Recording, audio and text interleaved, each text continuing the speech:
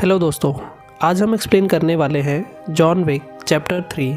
अगर आपने चैप्टर 1 और 2 का वीडियो नहीं देखा है तो उनका लिंक आपको डिस्क्रिप्शन में मिल जाएगा।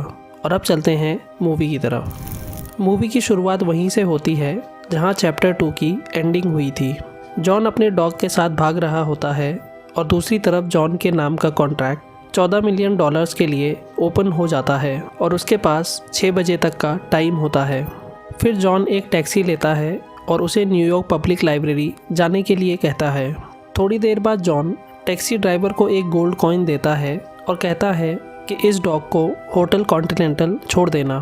फिर जॉन के पास 20 मिनट बचे होते हैं और वो लाइब्रेरी चला जाता है जहां उसकी एक बुक होती है और उसमें उसका लॉकेट, कॉइन्स और उसकी बीवी की फ़ोटो होती है। इतने में एक आदमी जॉन को मारने आ जाता है और वो दोनों लाइब्रेरी में ही लड़ने लगते हैं। वो जॉन को मारने लगता है लेकिन जॉन एक बुक से उसे मारने लगता है और उसी बुक से वो उस आदमी की गर्दन तोड़ देता है। इस लड़ाई में जॉन की गर्दन पे भी चाकू लग जाता है और वो सीधे अपने पहचान के एक डॉक्टर के पास चला जाता है। डॉक्टर उसको ट्रीट करने से मना कर देता है लेकिन जॉन कहता है कि मेरे पास अभी भी 5 मिनट बाकी हैं। फिर डॉक्टर उसे अंदर ले आता है और उसे स्टिच करने लगता है। 6 बजते ही जॉन के नाम का कॉन्ट्रैक्ट ओपन हो जाता है और डॉक्टर भी उसी वक्त उसे ट्रीट करना बंद कर देता है। फिर जॉन वहाँ से जाने लगता है और डॉक्टर कहता है कि कोई नहीं मानेगा कि मैंने 6 बजे के बाद तुम्हारा इलाज नहीं किया, इसीलिए प्रूफ के लिए तुम मुझे गोली मारो। और फिर जॉन डॉक्टर को 2 गोली मारता है और उसे थैंक्स कहता है। वहाँ से जाने के बाद जॉन एक जगह जाता है जहाँ बहुत सारे वेपन्स होते हैं। उसके पीछे कुछ चाइनीज़ किलर्स भी आते हैं जो जॉन से लड़ने लगते हैं। वहाँ शेल्फ में बहुत से नाइफ्स होते हैं और वो लोग उन्हीं से लड़ने लगते हैं। जॉन एक एक करके सबको मारने लगता है और आखिर में उनके हेड को भी कुल्हाड़ी से मार देता है। जॉन वहाँ से बाहर निकलता है और कुछ लोग बाहर उसका इंतज़ार कर रहे होते हैं। वो लोग भी जॉन के पीछे जाते हैं लेकिन जॉन उनको भी मारकर घोड़े पर वहाँ से निकल जाता है। दूसरी तरफ जॉन का कॉन्ट्रैक्ट बढ़ाकर $15 मिलियन कर दिया गया होता है। उसके बाद जॉन एक जगह जाता है जहां वो एक लॉकेट दिखाकर अंदर एंट्री कर लेता है और ये वही जगह होती है जहां से जॉन ने अपना सफ़र शुरू किया था। वो अंदर जाकर एक लेडी से मिलता है जो वहां की डायरेक्टर होती है। जॉन उसे टिकट दिखाता है और वो कहती है कि जो कुछ भी तुमने किया है उसके बाद इस टिकट की कोई वैल्यू नहीं है और अगर मैंने तुम्हारी मदद की तो हाई टेबल मुझे नहीं छोड़ेगी। तो जॉन कहता है कि मैं बेलारूस का बेटा हूँ और तुम्हारी ऑर्फन ट्राइब का हिस्सा भी, और इसीलिए तुम्हें मेरी मदद करनी होगी। फिर वो जॉन को एक रूम में ले जाती है और कहती है कि तुम हाई टेबल से नहीं लड़ सकते, लेकिन मुझे बताओ कि तुम्हें मुझसे क्या चाहिए। तो जॉन कहता है कि तुम मुझे कासाब्लांका पहुँचा दो। जॉन उसे अपना टिकट देता है और वो लोग जॉन की पीठ पर उसका मार्क बना देते हैं और इसका मतलब होता है कि आज के बाद जॉन कभी भी यहाँ वापस नहीं आ पाएगा और उसकी कोई भी मदद नहीं की जाएगी। फिर हम एक लेडी को देखते हैं जो होटल कॉन्टिनेंटल जाती है और वो होती है हाई टेबल की तरफ से एडजुडिकेटर।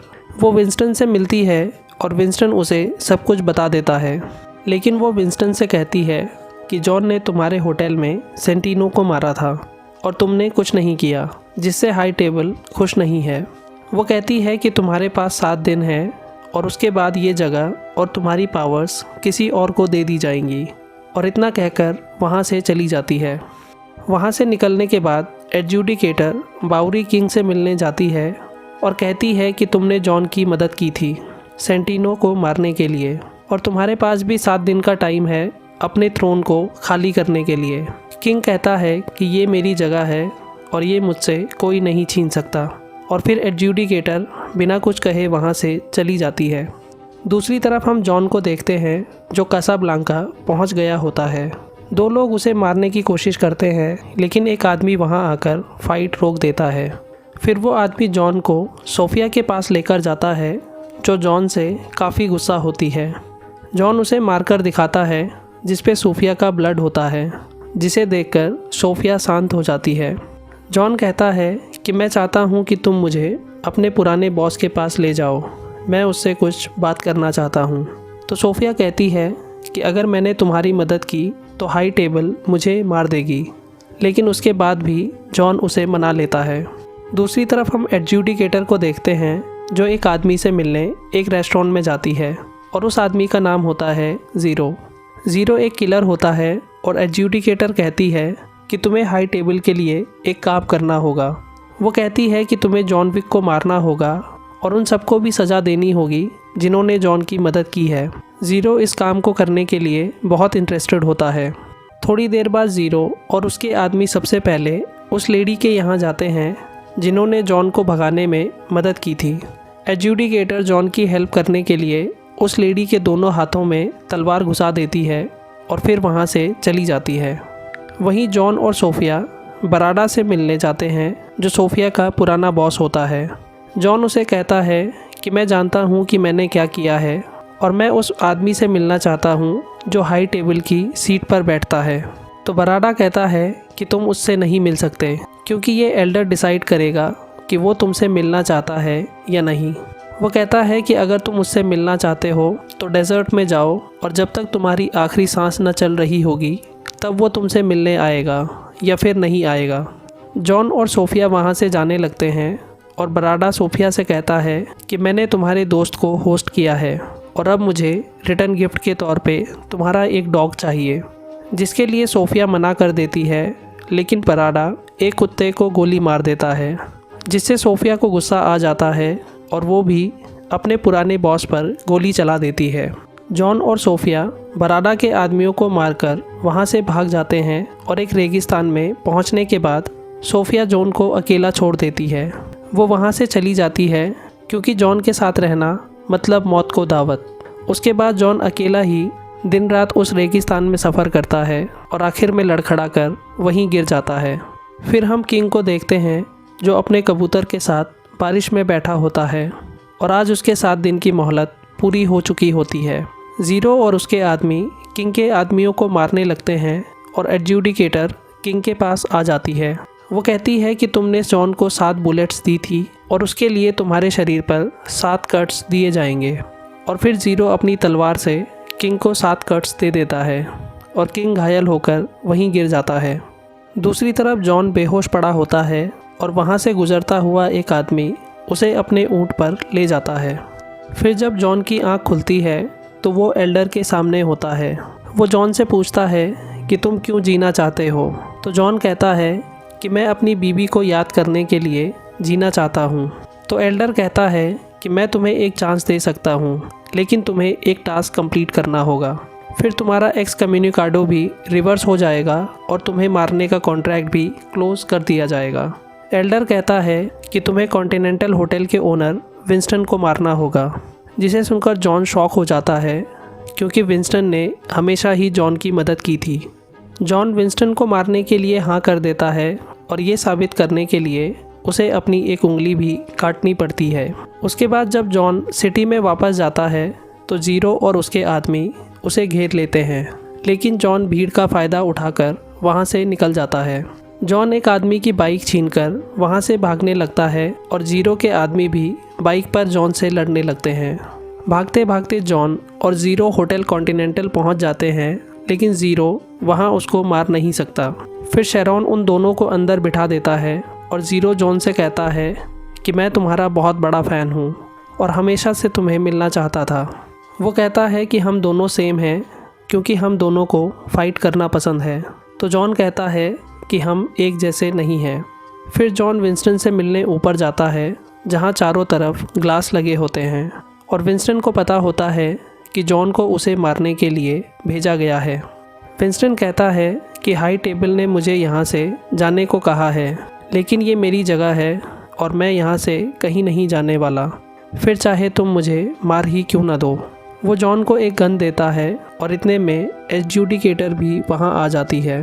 वो विंस्टन से कहती है कि क्या तुम यहाँ से जाने के लिए तैयार हो। तो विंस्टन कहता है कि मैं यहाँ से कहीं नहीं जाऊँगा। तो एडजुडिकेटर जॉन से कहती है कि अब तुम्हें विंस्टन को मारना होगा। तो जॉन भी विंस्टन को मारने से मना कर देता है और गन वापस विंस्टन को दे देता है।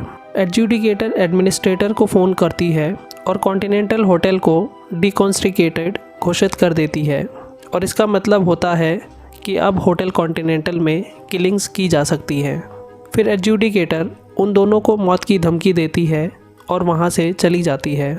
इसके बाद होटल पे हमला होने वाला था और जॉन विंस्टन से कहता है कि मुझे बहुत सारी गन्स चाहिए। जिसके बाद वो लोग एक रूम में जाते हैं और शेरॉन जॉन को एडवांस वेपन देता है और दूसरी तरफ एडजुडिकेटर ज़ीरो से कहती है कि अब तुम कॉन्टिनेंटल होटल में किलिंग्स कर सकते हो और किसी को भी मार सकते हो। और थोड़ी देर बाद हम देखते हैं कि हाई टेबल के लोग कॉन्टिनेंटल पहुंच जाते हैं और जॉन भी अपने वेपन्स के साथ रेडी होता है। वो लोग अंदर घुसते हैं और जॉन और शेरॉन उनको मौत के घाट उतारने लगते हैं। कुछ लोगों ने बुलेट प्रूफ सूट्स पहने होते हैं और उन्हें मारने के लिए जॉन शॉटगन्स लेकर जाता है और वहीं विंस्टन अपनी ड्रिंक्स एंजॉय कर रहा होता है। थोड़ी देर बाद ज़ीरो के 2 आदमी जॉन को मारने लगते हैं। वो दोनों जॉन को मारकर नीचे गिरा देते हैं लेकिन फिर रुक जाते हैं। वो कहते हैं कि तुमसे लड़ना हमारे लिए फ़ख्र की बात है मिस्टर विक। वो जॉन को एक मौका देते हैं और फिर से जॉन को नीचे गिरा देते हैं और कहते हैं कि जॉन अब बहुत स्लो हो गया है। जिसके बाद जॉन अपनी बेल्ट निकालता है और उन दोनों को मारने लगता है। जॉन उन दोनों को मारकर नीचे गिरा देता है लेकिन उन्हें जान से नहीं मारता और फिर ज़ीरो से लड़ने ऊपर चला जाता है। जॉन और ज़ीरो आपस में लड़ने लगते हैं और काफ़ी देर लड़ने के बाद जॉन ज़ीरो को भी मार देता है। एडजुडिकेटर को पता चल जाता है कि जॉन ने सबको मार दिया है और वो विंस्टन को फ़ोन करके बताती है कि हमें बात करनी चाहिए। फिर एडजुडिकेटर विंस्टन से मिलने आती है और कहती है कि ये फर्स्ट वेव थी और इसके बाद और भी आ सकती हैं, लेकिन हम नहीं चाहते कि और ज़्यादा खून खराबा हो। वो कहती है कि हम हाई टेबल हैं, तो विंस्टन कहता है कि हम न्यूयॉर्क सिटी हैं और इतने में जॉन विक भी वहाँ आ जाता है।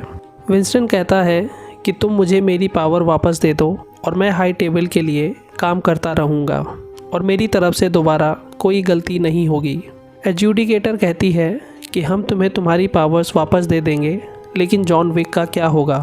तो विंस्टन कहता है कि जॉन को मरना होगा और वो जॉन को शूट कर देता है।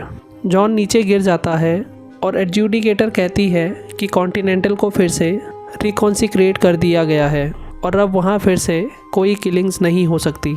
एडजुडिकेटर जॉन को चेक करने नीचे जाती है लेकिन वहाँ जॉन नहीं होता और वो वापस विंस्टन के पास आती है और कहती है कि जॉन वहाँ नहीं है।